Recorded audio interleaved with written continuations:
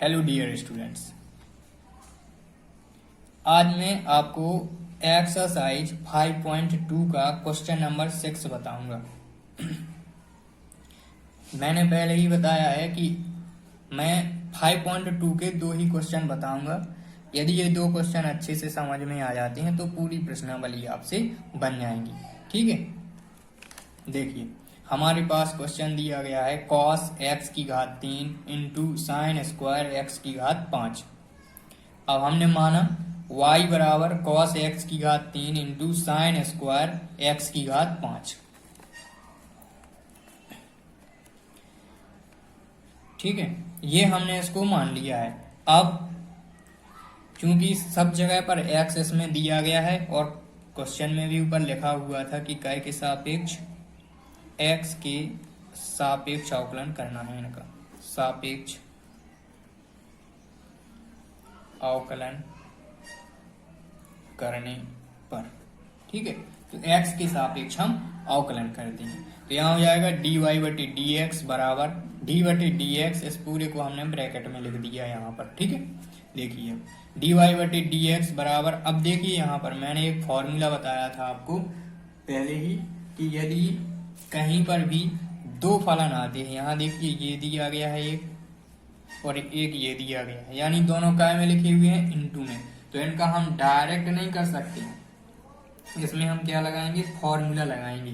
तो मैंने फॉर्मूला आपको पहले ही बता दिया था, ये वाला देखिए, ये u इंटू भी, यानी पहला फलन गुणा दूसरा फलन। दो फलन दिए गए हैं तो पहले फलन का अवकलन, पहला फलन ज्यों का त्यों, दूसरे का अवकलन प्लस दूसरा फलन और पहले का अवकलन। ठीक है, इस प्रकार से अपन कर देंगे। तो इसमें देखिए पहला फलन ये है, दूसरा फलन ये है, तो हम पहले क्या लिखेंगे, पहला फलन ज्यों का त्यों, तो पहला फलन ज्यों का त्यों। दूसरे का अवकलन करना है तो डी बटे D x sine square x की घात 5 प्लस दूसरा फलन ज्यों का त्यों, फिर पहले का अवकलन कर देंगे, यहाँ cos x की घात 3।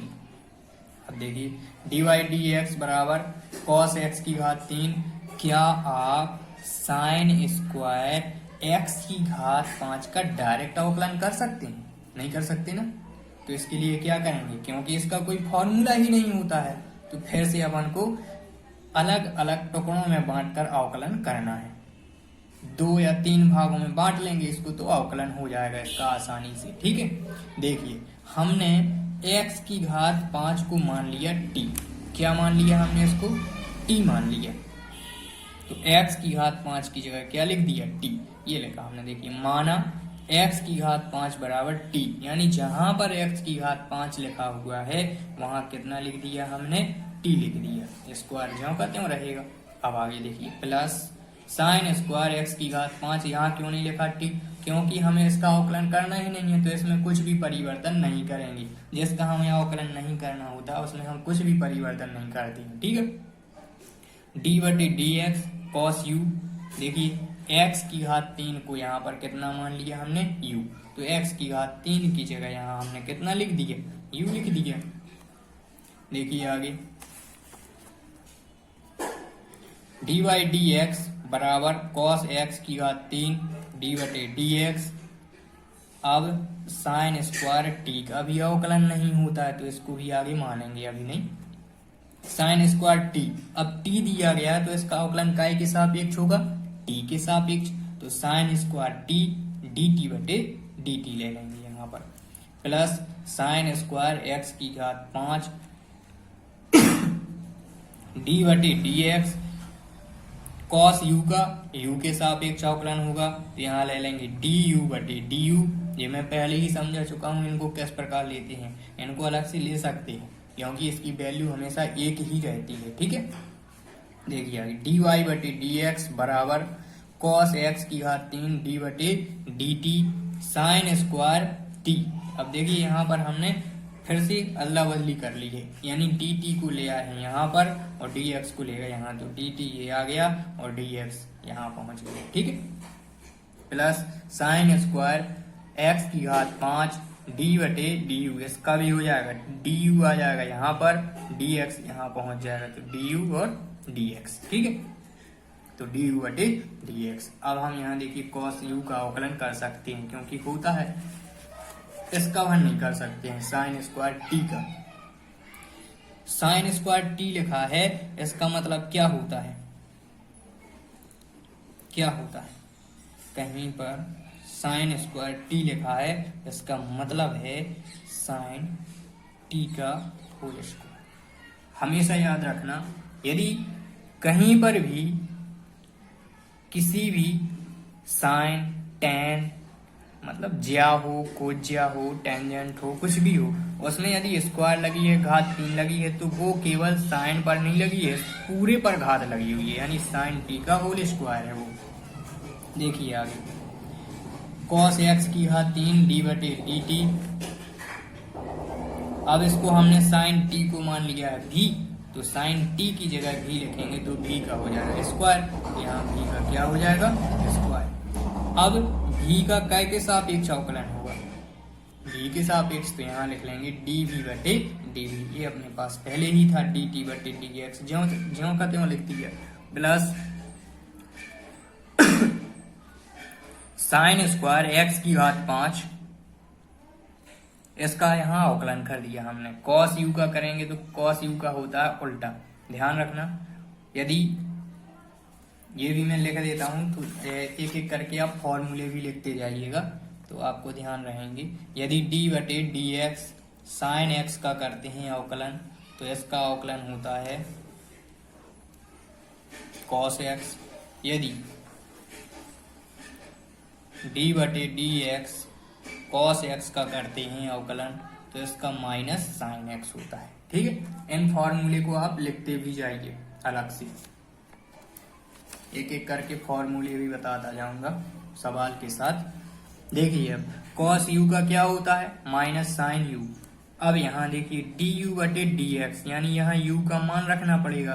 तो हमें पता है यू किसको माना था, हमने यू माना था एक्स की घात 3 को।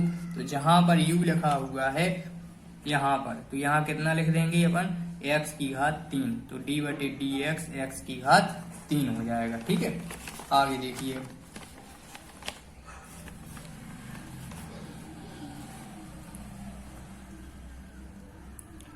डी वाई बटे डी एक्स बराबर कॉस एक्स की घात 3 डी बटे डी वी, यहाँ चेंजिंग कर लेंगे, डी वी आ जाएगा यहाँ, क्योंकि हमें भी के सापेक्ष अवकलन करना है, तो डी वी यहाँ ले लेंगे और डी टी यहाँ लिख देंगे। तो डी बटे डी वी भी स्क्वायर इंटू डी वी बटे D T into D T बटे डी एक्स, इन सब के मान बाद में रख देंगे, प्लस साइन स्क्वायर एक्स की घात 5 माइनस साइन यू इंटू, अब देखिए एक्स की घात 3 का करेंगे तो इसका फॉर्मूला मैं बता चुका हूँ, घात आ जाएगी शुरू में 3x और 3 में से एक ऊपर घट जाएगा तो 3x स्क्वायर आ जाएगा। ठीक है, देखिए आगे डी वाई बटे डी एक्स बराबर कॉस एक्स की घात 3 इंटू, अब भी के सापेक्ष इसका अवकलन कर सकते हैं तो क्या आ जाएगा 2 शुरू में, यानी घात आ जाएगी पहले 2 भी और 2 में से एक घटाएंगे तो एक ही बचेगा, तो इसलिए 2 भी ही आ जाएगा इंटू डी बटे डी टी। देखिए भी हटा दिया, क्यों, क्योंकि यहाँ पर हमने भी का मान रख दिया, भी को कितना माना था साइन टी, साइन टी को भी माना था, तो भी की जगह लिख देंगे साइन टी और डी की जगह, टी की जगह क्या लिखेंगे, टी माना था हमने एक्स की घात 5 को, तो टी की जगह लिख देंगे हम एक्स की घात 5। देखिए ये लिख दिया हमने एक्स की घात 5, फिर प्लस साइन स्क्वायर एक्स की घात 5 minus sign you 3x square. अब आगे देखिए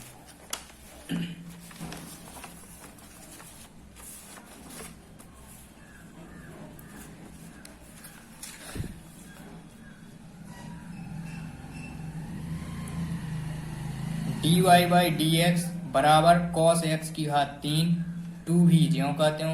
अब साइन टी का हमने अवकलन किया तो मैंने पहले ही बता दिया, साइन टी का प्लस में होता है उल्टा कॉस टी हो जाता है।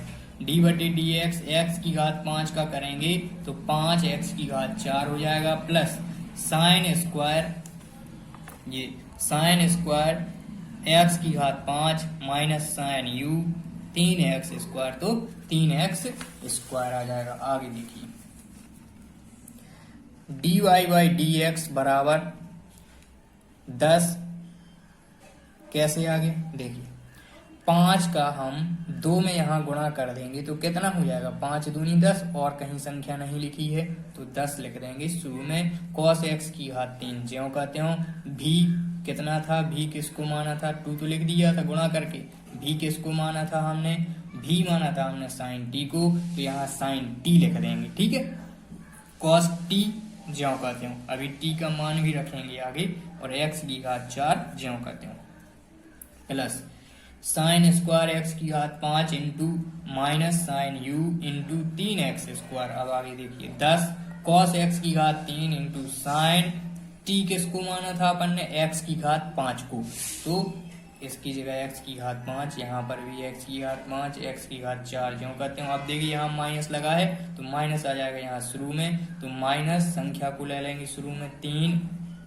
sin² x की घात 5 इंटू sin x की घात 3, क्योंकि u किसको माना था, x की घात 3 को, और x² ज्यों का त्यों। ये हमारा आंसर हो गया।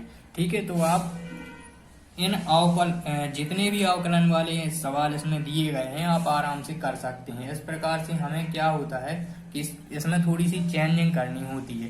ध्यान रखना, कभी भी यदि जब कहीं मानते हैं तो सबसे पहले इसको जरूर लिया करें आप dt/dt, डायरेक्ट ना किया करें। इस रूप में यदि करते हैं तो आराम से पूरा सवाल समझ में आता रहता है, नहीं तो बहुत ज्यादा कंफ्यूजन होती है। ठीक है, चलिए आज मैं 5.2 भी खत्म करता हूँ, क्योंकि ठीक इसी प्रकार के सब सवाल दिए गए हैं और ये 2 कुछ ज्यादा ही मुश्किल थे। अच्छे से आप करना।